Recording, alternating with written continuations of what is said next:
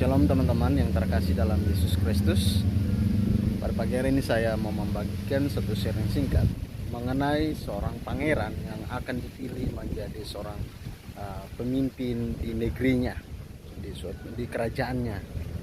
Dan pangeran tersebut harus memasuki yang namanya suatu kualifikasi sebagai seorang pendekar.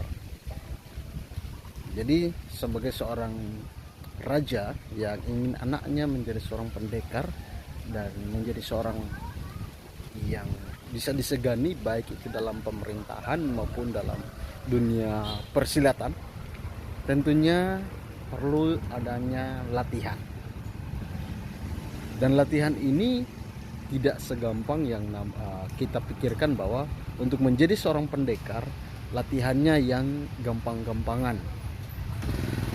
Namun pada hari ini saya mau berkata dan saya mau teguhkan kepada kita semua, latihan yang dialami yang akan diambil oleh seorang anak pendekar supaya dia bisa menduduki tahta kerajaan bapaknya, dia harus berlatih sedemikian rupa, berlatih dan terus berlatih sehingga dia dapat menguasai berbagai elemen ilmu, berbagai cabang ilmu, supaya dia bisa disegani dalam ilmu persilatan dan ilmu pemerintahan.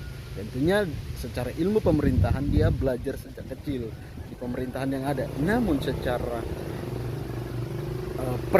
persilatan sebagai seorang panglima, sebagai seorang raja yang harus disegani dalam bentuk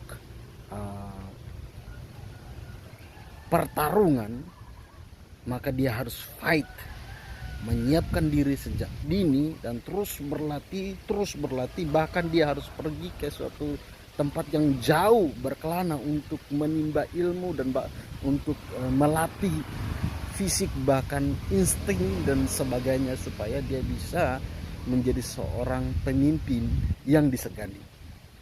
Saudara yang terkasih, bukankah kita anak-anak Tuhan untuk menjadi seorang pemenang, hendaknya kita memikirkan apa yang harus kita perbuat hari-hari ini supaya menjadi seorang pemenang.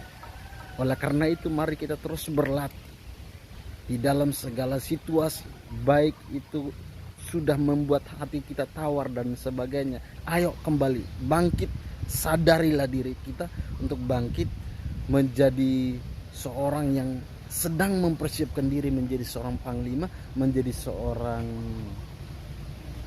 pemimpin yang akan disegani suatu waktu kelak.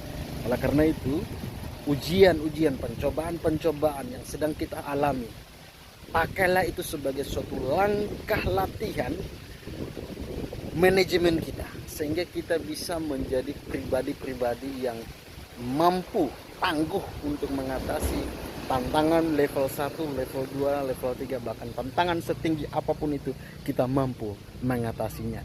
Mulai dari kapan? Mulai dari saat ini kita mulai belajar dan terus belajar menjadi seorang pemenang sejati. Oleh karena itu, pesan firman Tuhan pada pagi hari ini untuk kita semua, biarlah rohmu menyala-nyala dan terus layanilah Tuhan. Biarlah rohmu menyala-nyala dan layanilah Tuhan. Masih ada waktu untuk memperbaiki diri. Biarlah kita menjadi pribadi-pribadi yang menang di suatu waktu kelak. Akhir tahun ini, bahkan tahun-tahun yang akan datang, kita akan terus mengalami kemenangan. Kenapa? Karena kita sudah mempersiapkan diri hari ini. Dan hari-hari yang akan datang kita terus mempersiapkan diri, fight dengan segala keadaan, sehingga kita bangkit menjadi pribadi yang menang. Kiranya firman Tuhan atau ilustrasi pada pagi hari ini dan firman Tuhan dapat menguatkan kita semua untuk terus bangkit menjadi pemenang. Haleluya, dalam nama Yesus. Bagi setiap kita yang sudah mengikuti renungan singkat ini, saya berdoa biar tangan Tuhan memberkati, menyembuhkan, memulihkan keadaan kita untuk menjadi pribadi-pribadi yang menang, baik itu kesehatan, keuangan, pekerjaan, dan apapun yang dipercayakan kepada kita, kita menjadi pribadi yang menang. Haleluya, haleluya, dalam nama Yesus. Amin.